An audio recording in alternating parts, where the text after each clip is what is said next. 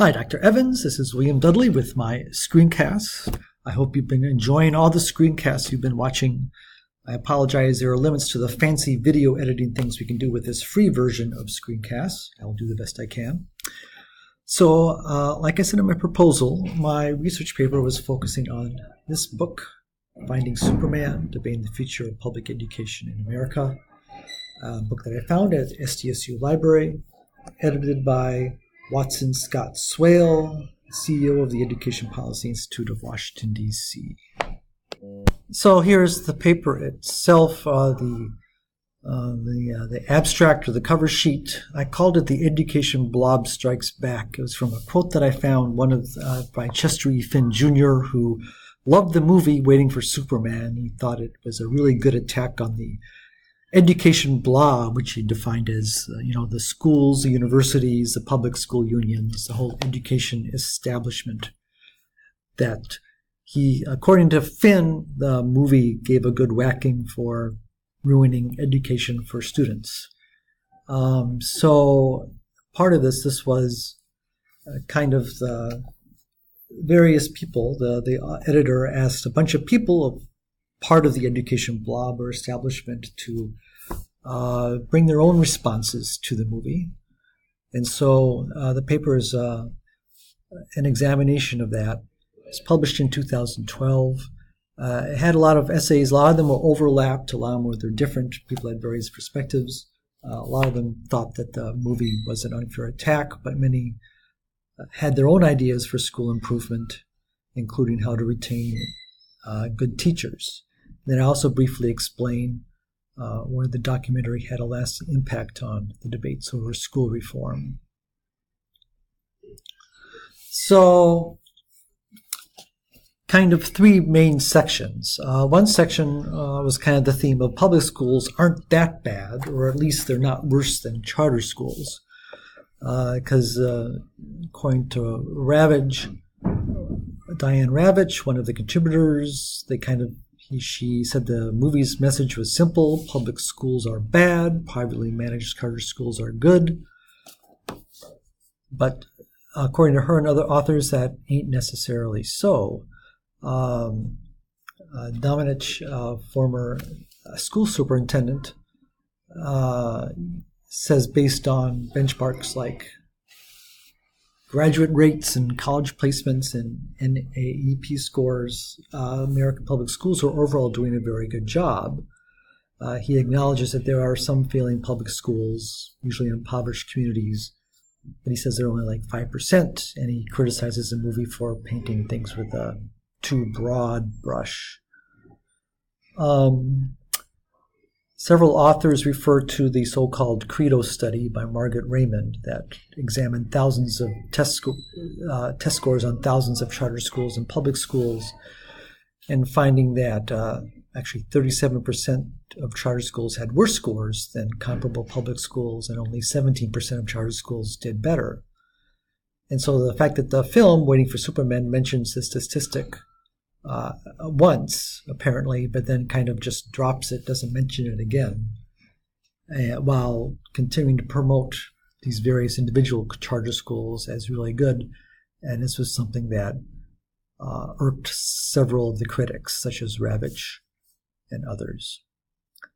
Another thing that comes repeating in this book is that, and it's perhaps an unfair criticism because it's not even a documentary and you can't cover everything, but they said there are a lot of exciting things going on, innovations going on in various public schools.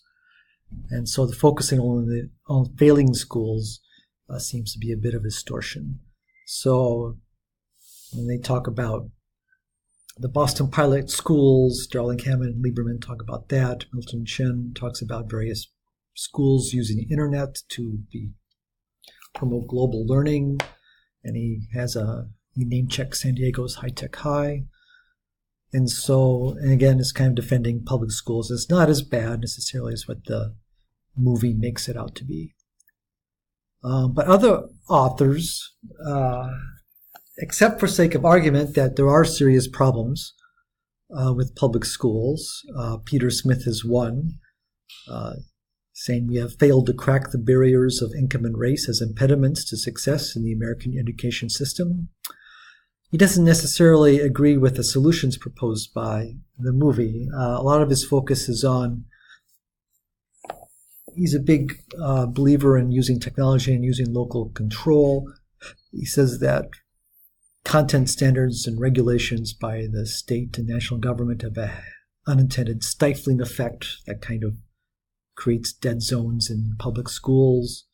And he kind of throws some various ideas out, giving more flexibility, using the web to deliver content instead of relying solely on a teacher. One thing that struck me as maybe not, I don't know. He seems to suggest that hiring paraprofessional learning specialists rather than fully credentialed teachers might be a way to go. I'm not sure I agree with that, but that's one of his solutions he puts out. And other authors in this volume, they kind of return to the idea that we live in this new computer information age, whereas high schools and schools were kind of designed for the industrial age. And so they propose some various ideas on redesigning schools from the ground up. It's a slim volume. They don't go into much detail. They're kind of throwing this out as ideas. The other section I talk about, a recurring theme, is what makes good teachers, since everybody agrees that great teachers work. The film says, oh yes, but we need our great teachers. And John Merrow says, unfortunately, the movie never takes time to explore what makes great teachers. It kind of just assumes they're there, at least in charter schools. So Merrow, his essay creates an interesting framework by saying there's people in the better people camp and the better job camp. So the better people camp says the main problem in public schools are bad or mediocre teachers who should be weeded out. It's a perspective that the movie kind of promotes. The better job perspective says the problem lies with the profession itself. We need to provide teachers with, decent working conditions and pay and prestige and respect, and that would solve the problem. And so various authors find how to make various suggestions on how to make teaching a better job. Merrill kind of gives support for no lifetime employment contracts, and maybe some merit bonuses, both are things that the movie promotes, but he kind of gives him his own twist. He says there should be fair evaluations with due process for teachers before getting rid of them, and the merit bonuses should be shared for the entire school staff. And various other authors have also proposed different ideas for making teaching a better job. One interesting one was to reserve 15 or 25 hours a week away from the classroom and the students to work on collaborative planning and professional learning. And I like this quote from Merrill. He says, if we make teaching a better job and reduce the brain drain, we may discover that many teachers now in the classroom have been better people themselves all along. Finally, I briefly look at the long-term impact of waiting for Superman. This 2014 report by Alexander Rosso. Says it has some short-term success in providing attention to the problem, but it failed to galvanize a lasting political movement, at least in terms of what the film is shooting for, in terms of against teacher unions and for charter schools. And in fact, that might have been part of the problem. The discussion might have gotten sidetracked into focusing on just charter schools versus public schools and teaching unions versus teachers.